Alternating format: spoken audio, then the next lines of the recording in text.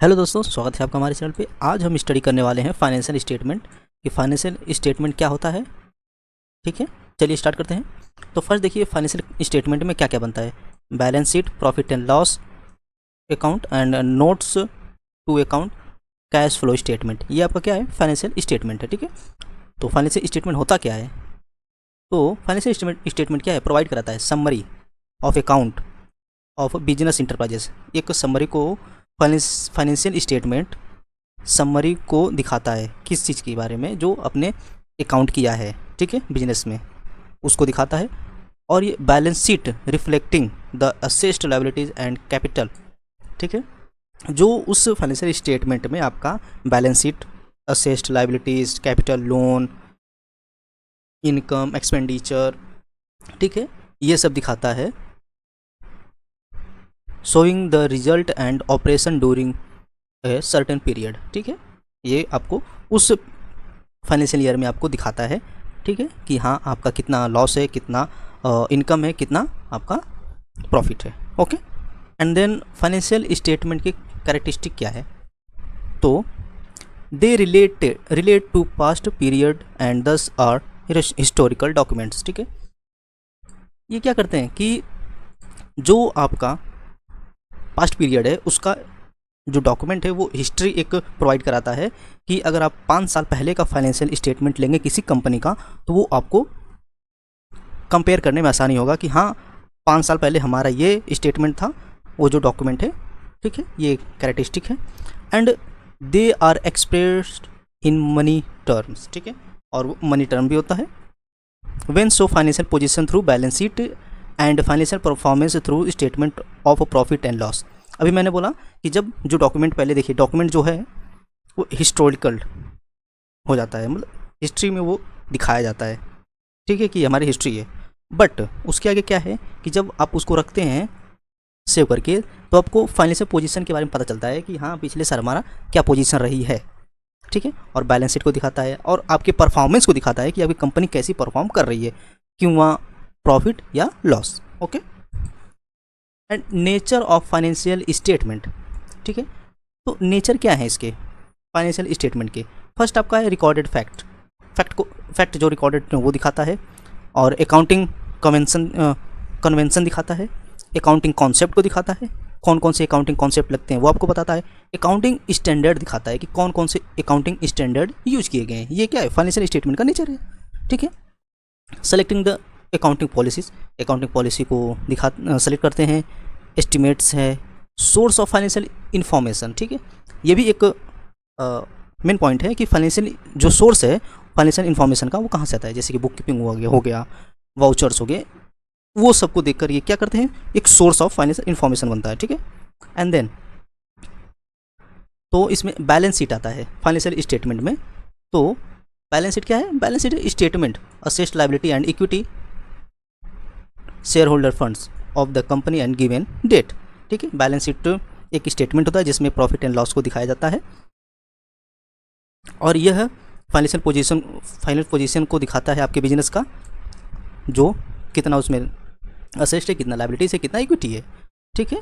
और इसको हम पोजीशन स्टेटमेंट भी बोलते हैं, ठीक है। बैलेंस शीट को हम क्या बोलते हैं, पोजीशन स्टेटमेंट। ओके, तो कैरेक्टरिस्टिक ऑफ बैलेंस शीट, ठीक है, कैरेक्टरिस्टिक ऑफ बैलेंस शीट। तो इसमें देखिए फर्स्ट है आपका पोजीशन दिखाता है स्पेसिफिक पॉइंट ऑफ टाइम पे, ठीक, prepared by taking balance of assessed liability equity debt when it's prepared, ठीक है।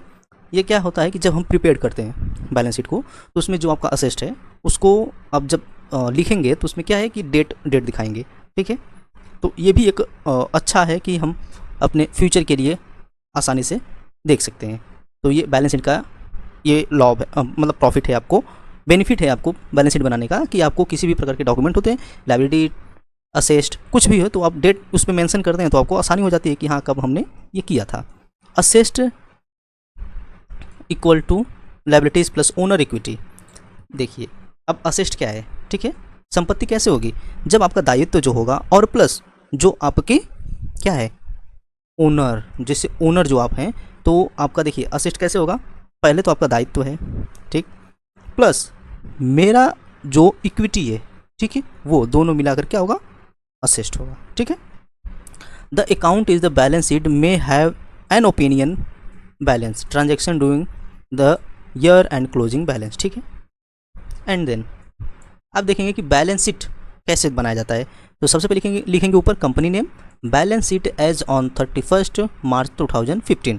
तो कभी भी हम जब बनाएंगे तो लास्ट में ही बनाते हैं, ठीक है, मार्च के लास्ट में, मार्च एंड में, ठीक। तो फॉर्मेट क्या है, particular date note number as at 31 March 2015 और ये 2014, ठीक है। तो अब देखेंगे इसमें कितने कॉलम है ये भी याद रखिएगा, 1 2 3 4, ठीक है, आप ये याद रखिएगा। ओके, और फर्स्ट देखेंगे क्या है, इक्विटी एंड लायबिलिटीज। तो इक्विटी और लायबिलिटी क्या है, तो उसमें जब फर्स्ट देखेंगे तो आपका क्या है, शेयर होल्डर फंड्स, ठीक है, शेयर होल्डर फंड। तो देखिए शेयर होल्डर फंड्स क्या है, इक्विटी एंड लायबिलिटीज। तो इक्विटी इट इज़ लायबिलिटी, ठीक है, ये एक लायबिलिटी होती है शेयर होल्डर की, ठीक है, और इसको हम शेयर होल्डर फंड भी बोलते हैं। और लायबिलिटीज़ क्या है, इट्स मीन्स एक्सटर्नल लायबिलिटीज़, मतलब एक्सटर्नल लायबिलिटीज़ होती हैं, ठीक है, ये आउटसाइडर की होती हैं, ठीक। अब उसके बाद क्या बोला है, शेयर होल्डर फंड। तो देखिए यहाँ पर शेयर होल्डर फंड क्या है, शेयर कैपिटल, ठीक। Amount received by the company against share issued for subscription and also share issued for consideration other than cash, ठीक है। शेयर कैपिटल क्या है, ये अमाउंट रिसीव किया जाता है कंपनी के द्वारा किसी से जब हम कोई शेयर इशू करते हैं उसका सब्सक्रिप्शन के द्वारा, ठीक है, और कंसिडरेशन करते हैं अदर दैन कैश से, ओके। अब इसमें देखेंगे शेयर कैपिटल में कितने टाइप्स के आते हैं। तो एक देखिए ऑथोराइज्ड कैपिटल आ जाता है, सॉरी शेयर होल्डर फंड कितने टाइप्स में आ जाएंगे।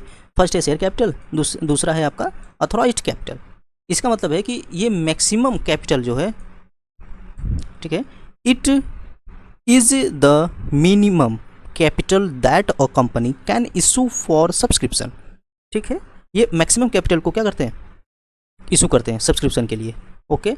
एंड इशूड कैपिटल ये क्या है, part of authorised capital which the company has issued for subscription up to date of balance sheet, ठीक है, ये पार्ट ऑफ किस चीज़ का है, ऑथोराइज्ड कैपिटल का है, ठीक, जो कंपनी इशू करती है सब्सक्रिप्शन पे अप टू डेट तक, ओके।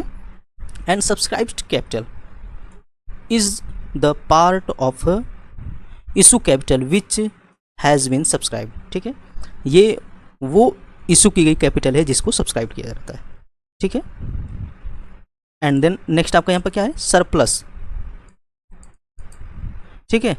तो हम सरप्लस को देखेंगे, रिजर्व एंड सरप्लस क्या होता है, देखिए reserve and surplus, reserve means amount set aside out of profit and other surplus which are not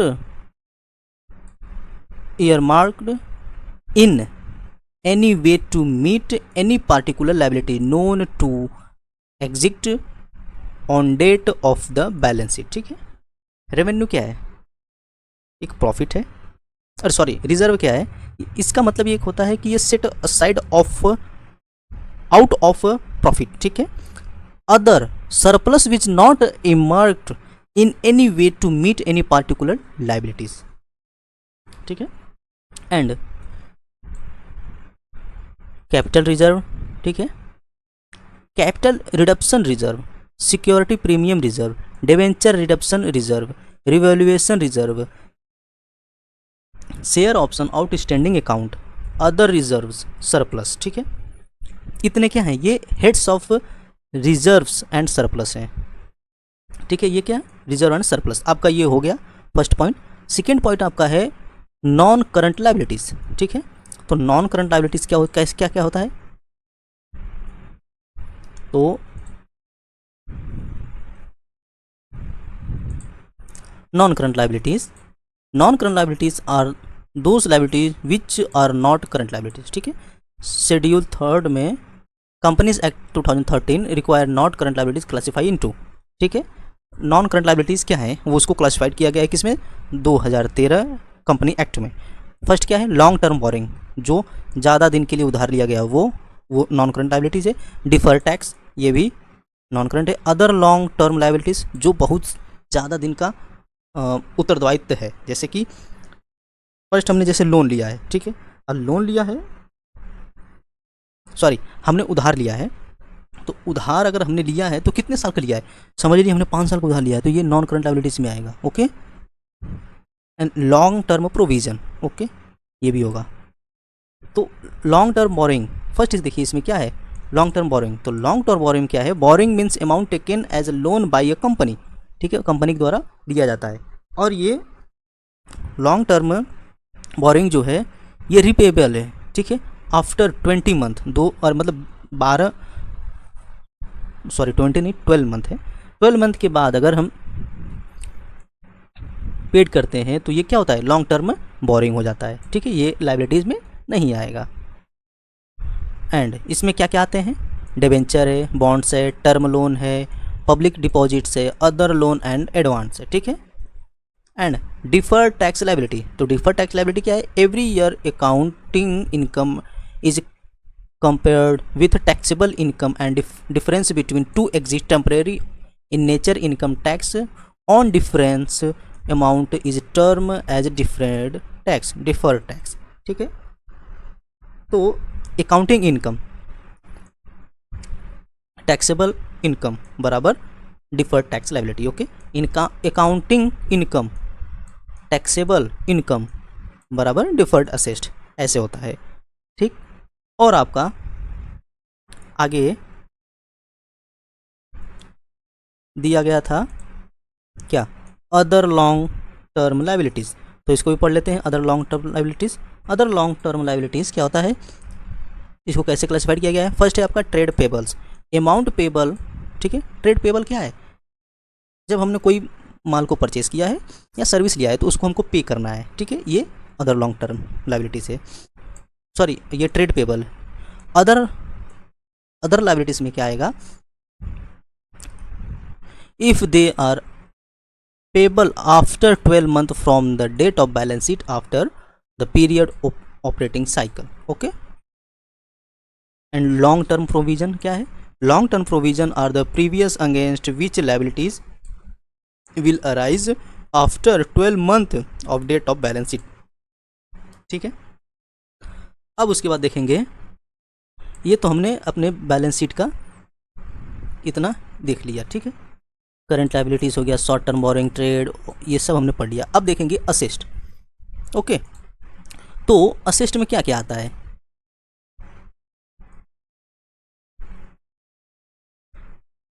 तो अब हम असेस्ट देख रहे हैं, नॉन करंट असेस्ट है, asset non current asset. Fix asset क्या होता है, पहले ये देख लेते हैं।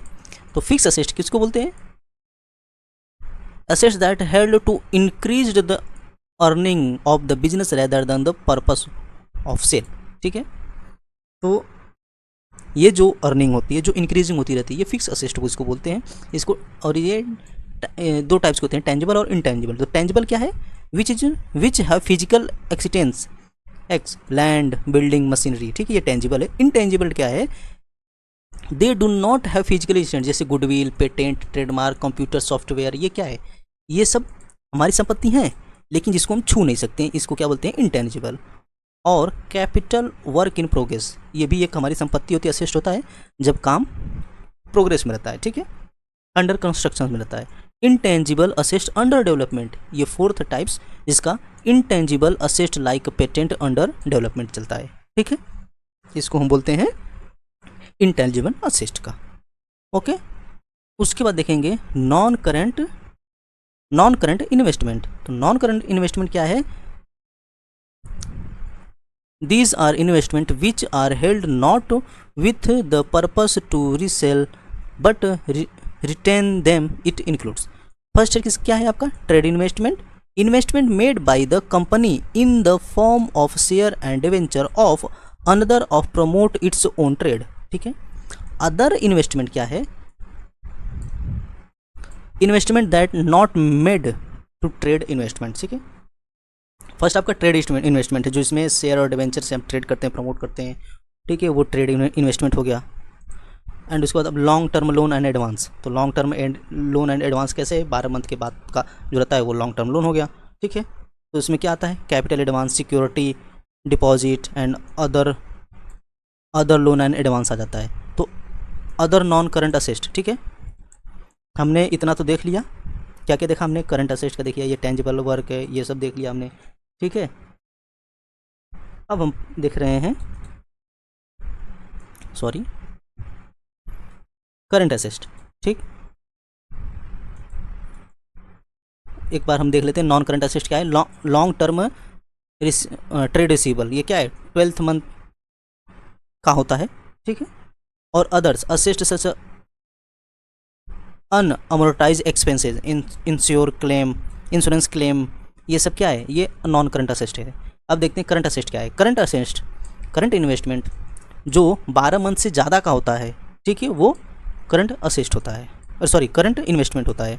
और इन्वेंट्रीज मतलब क्या है, ये स्टॉक होता है, ठीक है।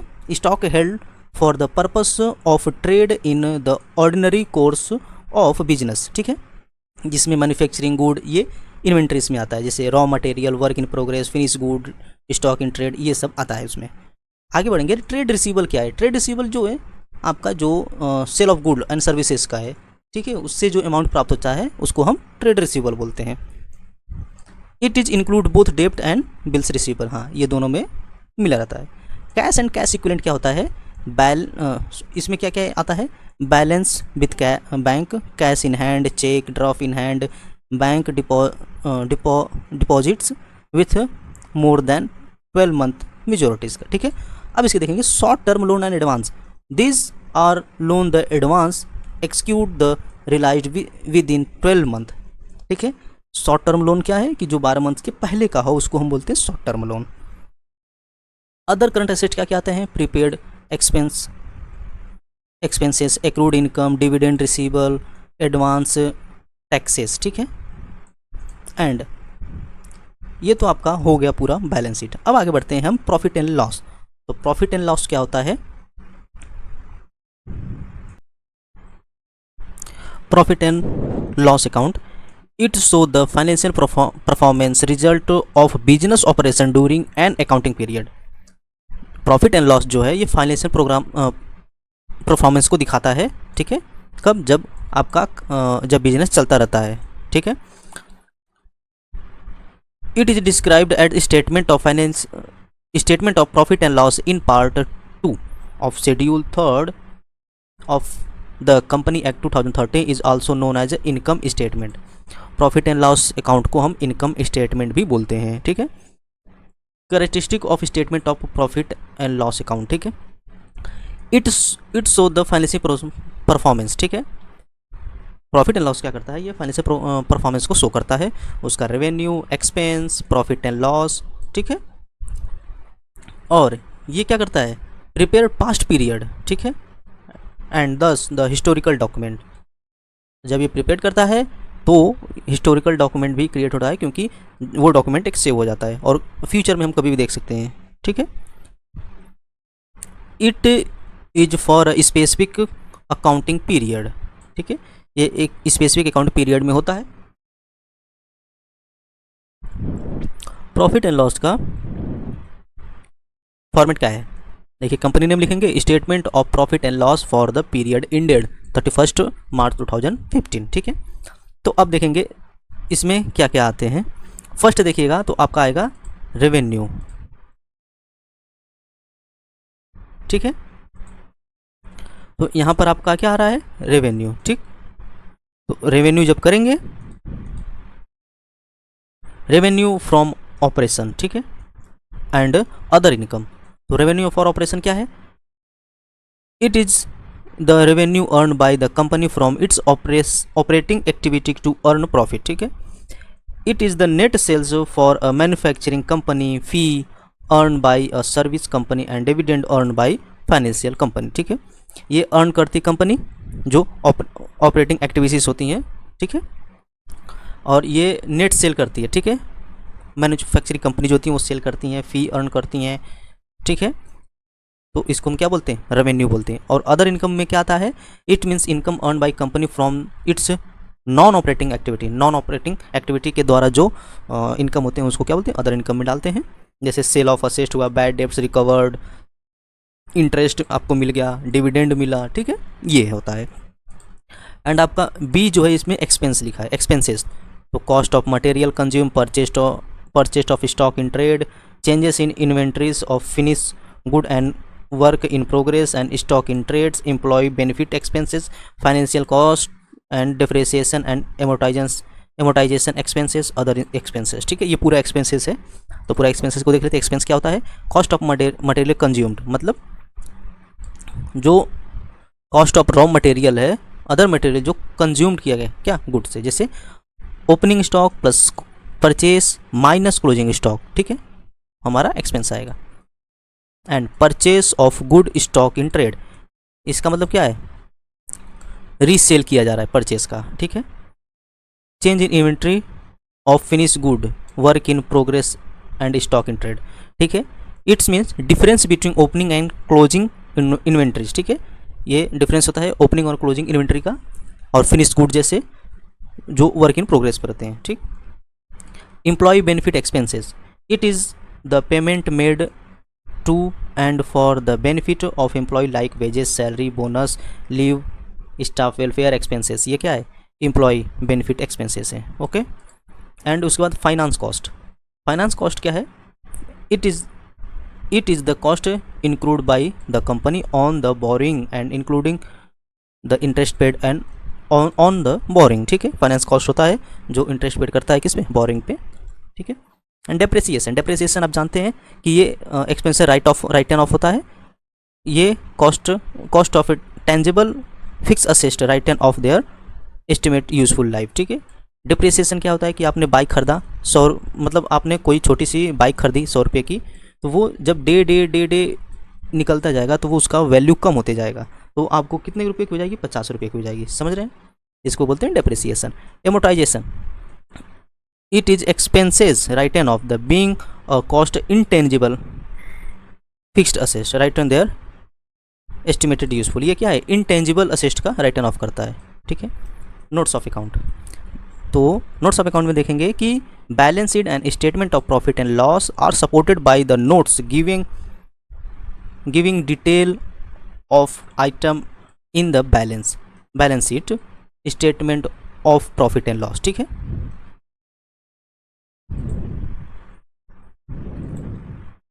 अब उसके बाद हम देखेंगे कि कैश फ्लो स्टेटमेंट क्या है। It is the statement prepared in the manner prescribed in AS standard 3 cash flow statement and show inflow and outflow of cash and cash equivalent. ठीक है, इसको and objective of financial statement, इसके objective क्या है? To provide financial data in economic resource. ठीक है, ये क्या करता है? इसका उद्देश्य क्या होता है कि ये फाइनेंशियल डेटा को इकोनॉमिक रिसोर्स पे दिखाता है, और ये इम्प्लीमेंट करता है अब क्या? ऑपरेटिंग प्रॉफिट को, किस चीज़ के बारे में? जैसे फाइनेंशियल पोजीशन ऑफ कंपनी के बारे में। ठीक है, to provide information about cash flow to investors and creditors. ठीक है, ये क्या करता है? प्रोवाइड करता है cash flow investor and creditors को। To provide sufficient and reliable information, ये रिलायबल एंड सफिशिएंट इंफॉर्मेशन को दिखाता है। To present true and fair view of the business, ये सही और गलत के व्यू जो गलत होता है, जो व्यू होता है उसको दिखाता है। To assess effectiveness and management toward utilise of resource. ठीक है, एंड आप देखेंगे इंटरनल यूजर्स में क्या आएगा कि आपका शेयर होल्डर्स है, मैनेजमेंट है, एम्प्लॉय हैं। ठीक है, ये इंटरनल यूजर्स हैं। एक्सटर्नल यूजर्स में बैंक एंड फाइनेंशियल इंस्टीट्यूट। ठीक है, investors and potential investor, creditors, government and its authorities, security exchange board of India. ठीक है, लिमिटेशन ऑफ फाइनेंशियल स्टेटमेंट क्या है? हिस्टोरिकल रिकॉर्ड है, इफेक्टेड बाय एस्टिमेटेड है, डिफरेंट अकाउंटिंग प्रैक्टिसेस है, qualitative elements are ignored, price level change are ignored, can not meet the purpose of all parties. ठीक है, ये हो गया इसका लिमिटेशन। तो आई होप आपको ये वीडियो पसंद आया होगा, तो प्लीज़ इस वीडियो को ज़रूर आप लाइक करें, शेयर करें। ठीक है, और हमारे चैनल को ज़रूर सब्सक्राइब करें। Thank you.